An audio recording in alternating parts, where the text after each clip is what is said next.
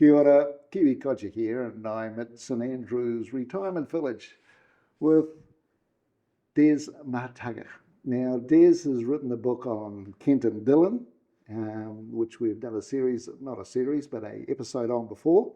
And he's used Rear-Admiral John O'Connell Ross's work, and he's taken that and he's turned it into a book. So he's taken it from a manuscript from the National Libraries and turned it into a book, which is a research book. Now, I thought that was all pretty boring, to tell you the truth. And I'm surprised I'm sitting here. But of course, I started researching various stories in Maritime, and I studied the Boyd and the Elizabeth Affair. And all of a sudden, I'm finding myself picking this book up a lot more than I was expecting. And as I look through here, I've got yellow bits and everything else, and I'm thinking, actually, this book is extremely important. And so I called up Des and I said, look, are you interested in doing a interview on this book? Because I think it's very important that the people out there in research land are aware that such a document exists. And Des says yes, and so I'm here, and we're about to do it. Right, Des, tell me all about it. I guess I could lead off here by saying that my family had a pretty long history in Australia and New Zealand, going back to the Second Fleet, and eventually they moved from Sydney to Kawhia, and there's quite a bit of information on that, but some of it just required a lot more answer to questions. So the first one, why the heck did anybody go to Kawhia in 1828? There wasn't too much going on there, not too many pakahas around at all. So that led to doing some further research, and I came across Admiral Ross's articles about flax trading to Kawhia at the time that my some great-great-great-granduncle had moved there. And this led to writing a book called Kent and Dillon. And so that required a lot of research.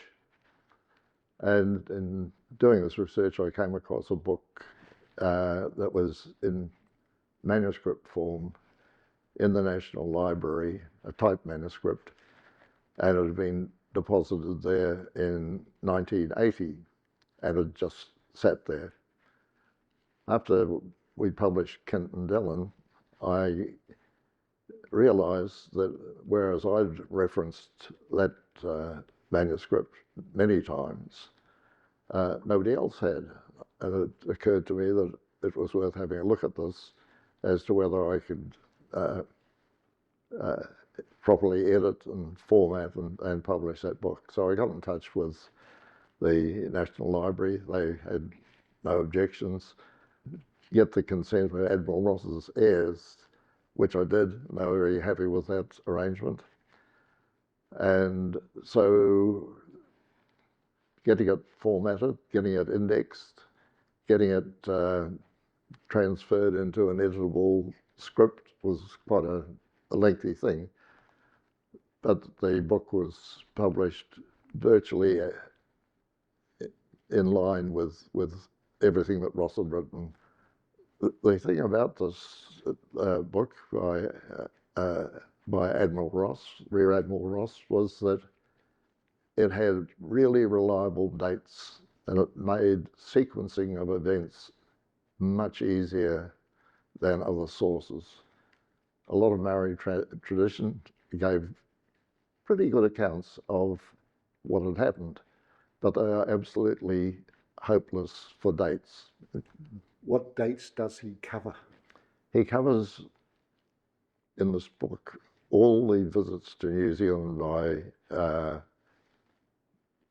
Maori that he could find, all the visits by Europeans up till 1840. And on the European side, he's got notes on 1,750 voyages to New Zealand by ships from anywhere in the world. And this is an amazing reference document for anybody looking at the period up until 1840. Where did Rear-Admiral John O'Connell Ross get his information from? There are two very good summaries of shipping movements from Australia from Port Jackson to New Zealand, and another one from Hobart. And these note the date the ship arrived, who was the captain, the tonnage of the ship, in many cases the cargo, sometimes the passengers. And then it detailed or noted the departure of that ship and where it was going. And so this was a very nice interweaving of the trading pattern of ships throughout not only Australia to New Zealand, but through the Pacific back to London and so on. And tell us just a little bit about Rear-Admiral John O'Connell Ross. When did he live, and anything regarding his interests? Well, he lived at a period after joining the New Zealand Navy, where he eventually rose to the rank of Rear Admiral and was Chief of the Naval Staff. So after he retired fairly early and put a huge amount of time into researching and writing.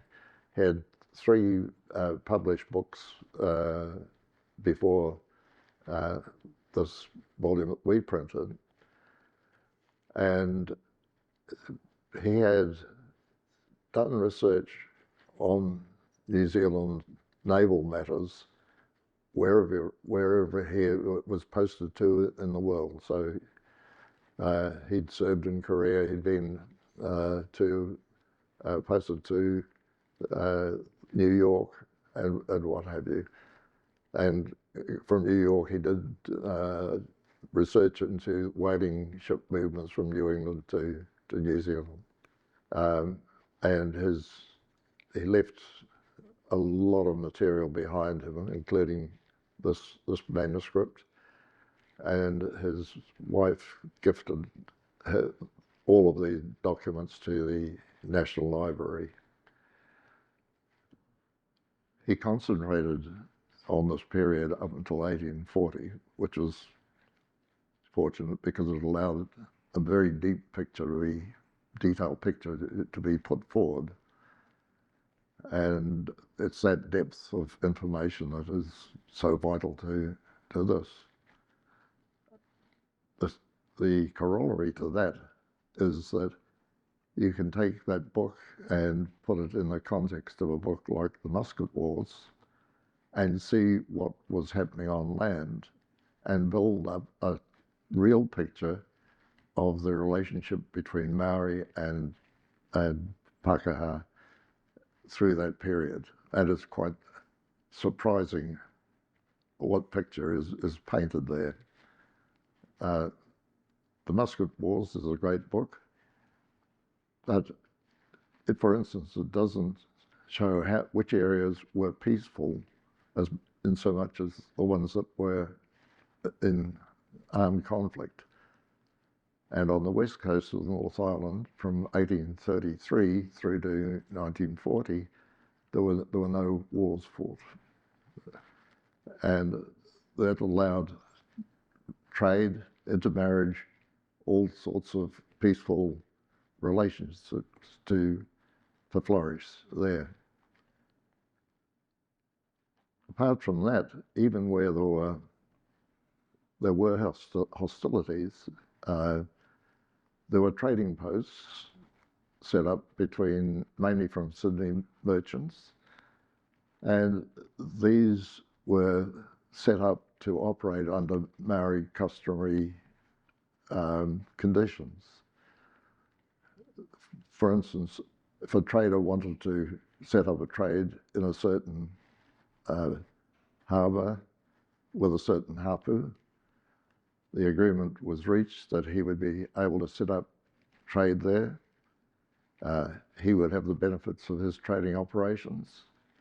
The Maori would have the benefit of trade because they were short of a lot of very nice things. Muskets.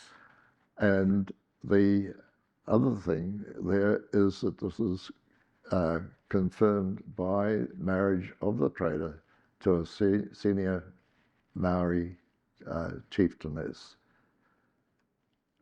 And in Ross's summary of that, the last 10 years, he has found that there were only 10 incidents out of 1,000 visits that resulted in disputes, physical disputes, you might say, between Maori and Pākehā.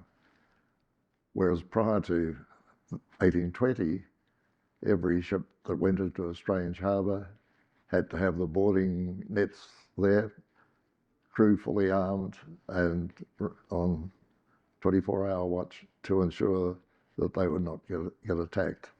So that there was a real transformation in relationships over that 20-year period. In the book that you've published, it's broken up into, once it sort of gets to 1800, it's broken up into 10-year periods. Yeah. Tell us a little bit about that, because I think Ross does a little summation of what's happened in that 10 years regarding trade and relations. He does. There's not only the record of the individual ships' visits, but every 10 years he has summarised what's happened to trade, the relationships, and he does this in a very, very good way. He's summarised this whole group of, well, in the last decade, there's 1,000 visits by ships, and he summarises what's happening with the whaling industry, what's happening with their relationships with Sydney traders, and so on and so on. And so, apart from the very nice collection of information on ships, he also has a great summary of decade by decade that's there. It's available for researchers, and it was lying idle.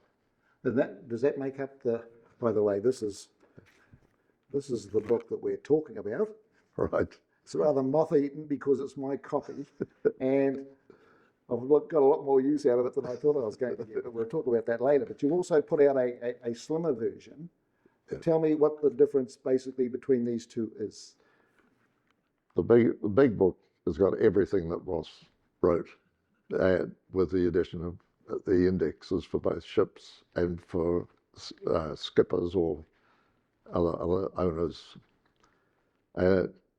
That's the big one is expensive to produce. It's used by researchers. This one, we decided that we should try and get Ross's message on the 10-year summaries and have it available just for any bookseller to sell at a low price. And so we put only a few sample pages for individual ship records. We just took 2 per decade, and or 2 pages per decade, and to show what was there. But Ross's summaries are all there, and the picture that he paints in 10-year chunks is all there. And so for anybody just wanting to have a quick reference as to what was happening, it's there, it's available. And once again, we have not changed Ross's words other than where it's been absolutely necessary for some reason. Now, how old are you? 92 now? Not till next week. Not till next week? Okay. So we've known each other a couple of years, and your research now is heading off down to doing something on John Roldophus Kent, yes. I believe. So tell us a little bit about that. Well, he was, he's a, John Kent is a mystery man. He suddenly appears on the scene in 1820 as master of a ship for the New South Wales government. Can't find out anything more about him earlier than that, other than he says in a land claim that he was in the British Navy for 5 years, from about 1810 to 1815. He's not shown as having any rank in any of the British naval records. So, but that's all that was known about him. That's all that John Ross could find out, and he really did have a hard look at trying to find out what Kent's background was. You have a feeling that there's got to be something out there that still is really hidden, because he was, I mean, he went on to marry Te Where's daughter, was it, or niece? He had 2 marriages. When he was started trading, he had a huge influence on the way that trade took place between Australia and New Zealand.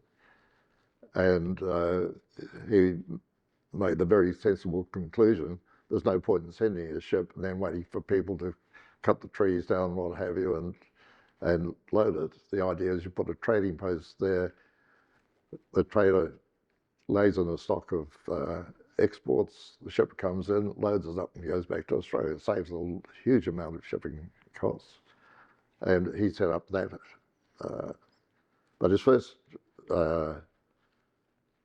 approach was into the Hokianga, and there to establish himself, he married the sister or daughter, and you'll never know which, of Mataga, the major chief at the entrance to the Hokianga harbour. He later had an opportunity to start a major flax operation at Kawhia, and there he did a deal with Te Whero, who was later to become Maori king, and as part of that deal he married Te Whero's daughter. And so that was typical of the pattern of trading between Australia and New Zealand through till the Treaty of Waitangi days, and I'm sure in some areas it would have continued beyond that, but I've got a date limit of 1840. So. Well, the thing is too, you don't want to give away too many secrets on Kent. You're going to save them for your book.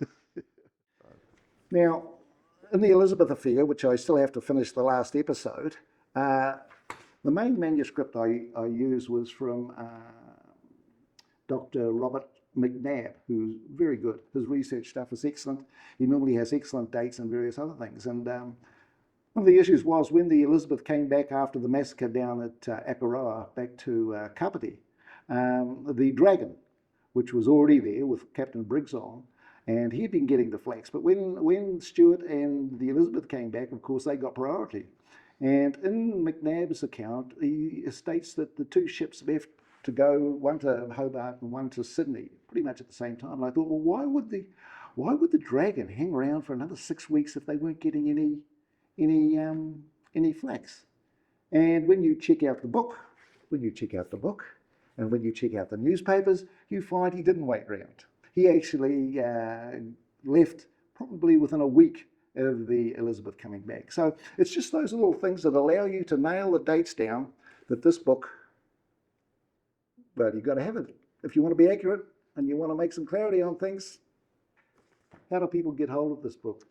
They can get it online through opusandpress.com. Okay, we'll organise to put a link on the screen and down below, so they just contact them. Yeah, that's the website, and the books are all listed for sale. Cool. Yep. Okay, brilliant. Well done, Des. Great to see you still there doing it, mate. Getting into it, knowing out. Could be another book. Could be doing another interview. Well, right. I tell you what, you know, it's kept my mind ticking over